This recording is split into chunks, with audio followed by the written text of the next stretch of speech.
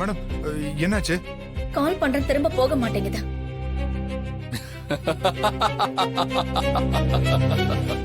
டேய் என்னடா? ஒன்றும் இல்லைங்க, வா வா உட்காரு, வா நான் எல்லாத்தையும் சொல்றேன், வா உட்காருங்க மேடம். டேய் என்னடா ஓவரா சிரிக்கிற?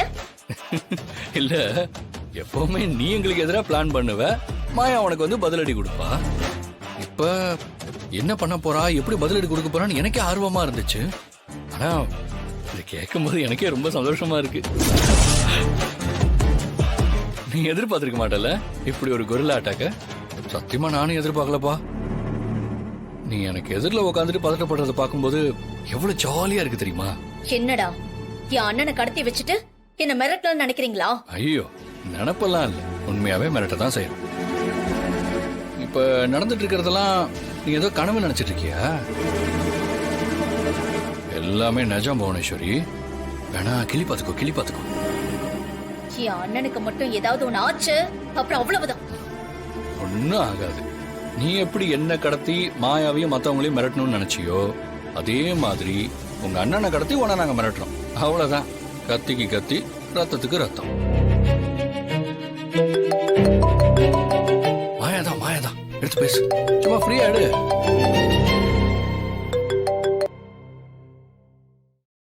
சொல்லு. நான் என்ன சொல்லுவேன்னு உனக்கே தெரியும். ஏன்னா என்ன நடந்திருக்கும்னு டெமோ காமிச்சிட்டேன். உன் அண்ணனோட பாடி உனக்கு வேணும்னா கதிரை ரிலீஸ் பண்ண. ஏய், என் அண்ணனுக்கு மட்டும் ஏதாவது ஒண்ணு ஆச்சு அவ்வளவுதான். என்ன பெரிய பாசமலர் தங்கச்சி மாதிரி பேசுற? அப்படித்தானே எல்லாருக்கும் இருக்கும். உழைச்சு முன்னேறணும்னு நினைக்கிற ஒருத்தனை கெடுத்து ஒழிக்கணும்னு நினைக்கிறல. நீ எல்லாம் பாசத்தை பத்தி பேசுற. முதல்ல கதிரை ரிலீஸ் பண்ண. சரி, நான் கதிரை ரிலீஸ் பண்றேன். முதல்ல என் அண்ணன் எங்க இருக்காருன்னு சொல்லு. கண்டிப்பா சொல்லுவேன்.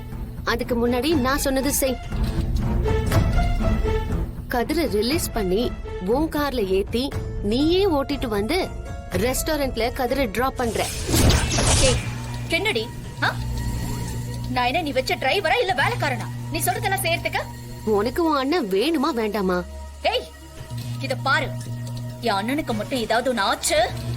இங்க பாரு பாசமலர் தங்கச்சி, உன் அண்ணனுக்கு எதுவும் ஆகிறதும் ஆகாம இருக்கிறதும் உன் கையில தான் இருக்கு. நீ எவ்வளவு சீக்கிரம் கதிரை இங்க கூட்டிட்டு வரியோ அவ்வளோக்கு அவ்வளோ நல்லது. 10 நிமிஷத்துக்குள்ள நீ இங்க இருக்கணும். அப்படி வந்துட்டா உன் அண்ணனுக்கு ஒண்ணும் ஆகாது. என்னம்மா 11 மணிக்கு இங்க இருந்து வேண்டிய கதிரங்க இல்ல? 10 நிமிஷம் கேட்டீங்க, அப்பவும் வரல. ஹையர் ஆபீசர் கேட்டா என்ன சொல்றது? நீ அங்க ஆளை காணோம், என்ன நினைச்சிட்டு இருக்கீங்க? சார் 2 மினிட்ஸ் சார், வந்துருவாரு. 10 நிமிஷத்துல வராதவரு 2 நிமிஷத்துல வந்துருவாரா? அப்ப அவர் ஏதோ தப்பு பண்ணிருக்காரு. அப்படின்னா அவருக்கும் டெரரிஸ்ட் குரூப்புக்கும் ஏதோ தொடர்பு இருக்கு. அதனாலதான் அவர் இன்னும் விசாரணைக்கு வராம பயந்து ஒளிஞ்சுகிட்டு இருக்காரு. சார், கதிர் அப்படிலாம் பண்ற ஆள் இல்ல சார். பின்ன ஏன் அவர் இங்க இல்ல? இங்க விசாரணைக்கு வராம ஏன் தலைமறைவா இருக்காரு? அப்ப என்ன அர்த்தம்? அவர் மேல எந்த தப்பு இல்லனா சிங்க மாதிரி இங்க வந்து உட்கார்ந்துருக்கலாம்ல. நாங்க என்ன பண்ணிட போறோம்? 4 கேள்வி கேட்க போறோம், அதுக்கு பதில் சொல்ல வேண்டியதானே? சார் வந்துருவாரு சார். இதே விஷயத்தை தான் நீங்க ரெக்கார்டர் மாதிரி திரும்ப திரும்ப சொல்லிட்டு இருக்கீங்க.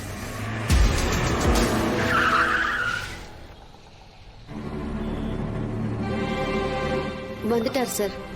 யோ, அவர் புடிங்க. சார் நீங்க பிடிக்க வேண்டிய அவசியம் இல்ல, நானே கூட்டிட்டு வரேன். இவகிட்ட வாங்கின காசுக்கு ரொம்பதான் சீன் போட்டுட்டு இருக்கீங்க. காக்கி சட்டை போட்டா கடமை உணர்வோட வேலை பார்க்கணும். அரசாங்கம் கொடுக்கிற சம்பளத்துக்கு நேர்மையா வேலை பார்க்கணும். இப்படி அல்பத்தனமா அடுத்தவங்க கொடுக்கிற காசுக்கு வேலை பார்க்காதீங்க. நானும் பாத்துக்கிட்டே தான் இருக்கேன். ரொம்ப நேர்மையா இருக்கிற மாதிரி துள்றீங்க. நாங்க நேர்மையா இல்லையா? என்ன விளையாடுறீங்களா? அப்ப நாங்க காசு வாங்கிட்டு வேலை பாக்குறோமா? இங்க பாருங்கம்மா, அப்புறம் உங்க மேலே கேஸ் போட வேண்டியது இருக்கும். ஏன் சார் இவ்வளவு பதட்டமா பேசுறீங்க? இப்ப அவங்ககிட்ட பணம் வாங்கிட்டீங்கன்னு சொன்ன உடனே உங்களுக்கு என்ன நாக்கெல்லாம் குளறுது? பேச்சே வர மாட்டேங்குது. அவகிட்ட காசு வாங்குனீங்கிறது எங்களுக்கு தெரியும். இந்த விஷயத்த எப்படி ஹேண்டில் பண்ணணுங்கிறதும் எங்களுக்கு தெரியும். நீங்க நியாயமான ஆளுங்கன்னா கதிர் உங்க முன்னாடி தான் நிக்கிறாரு. உங்க என்கொயரிய நீங்க நடத்துங்க. அப்படியா? சரி, எனக்கு பதில் சொல்லுங்க. விசாரணையில துப்பாக்கி சூடு நடத்தின துப்பாக்கியில உங்க கைரேகை இருக்குன்னு ப்ரூவ் ஆயிருக்கு. நீங்க அதை யூஸ் பண்ணாம எப்படி வந்திருக்கோம்? கதிரோட கைரேகை தானே எப்படி சார் ப்ரூவ் பண்ணுவீங்க? மா, நீ பேசாதமா. நான் அவரை தானே கேள்வி கேட்டுக்கிட்டு இருக்கேன். நீ இதுல சம்பந்தப்பட்டிருக்கியா? கேப்பீங்க சார். காசை வாங்கிட்டு யார வேணாலும் கேள்வி கேப்பீங்க சார். நீங்க முறைப்படி தவறு செய்யறவங்களை கண்டுபிடிச்சு அவங்கள நீங்க குறுக்கு விசாரணை பண்ணியிருந்தா நீங்க சொல்றத நாங்க கேட்போம். ஆனா இது தப்பே செய்யாதவங்களை குற்றவாளி ஆக்கணுங்கிற கெட்ட எண்ணத்தோட நடக்கிற ஒரு விசாரணை. அதனாலதான் நாங்க தலையிடுறோம். அந்த துப்பாக்கியில கதிரோட கைரேகை இருக்குன்னு சொல்றீங்கல்ல, அந்த ப்ரூஃப காட்டுங்க. நாங்க செக் பண்ணிட்டு தான் வந்திருக்கோம். எங்ககிட்ட அரெஸ்ட் வாரண்ட் இருக்கு. முதல்ல கைரேகை இருக்குன்றத உங்ககிட்ட ப்ரூவ் பண்ண வேண்டிய அவசியம் இல்ல. நாங்க கோர்ட்ல ப்ரூவ் பண்ணிக்கிறோம். ஆனா நீங்க எங்களுக்கு ப்ரூவ் பண்ண வேண்டிய அவசியம் இருக்கு. என்னமா சொல்ற நீ? நீங்க எதை வச்சு கதிரோட கைரேகை இருக்குன்னு சொல்றீங்களோ அதே மெத்தட்ல அது கதிரோட கைரேகை இல்லன்னு நாங்க ப்ரூவ் பண்றோம் சார். Officers, madam,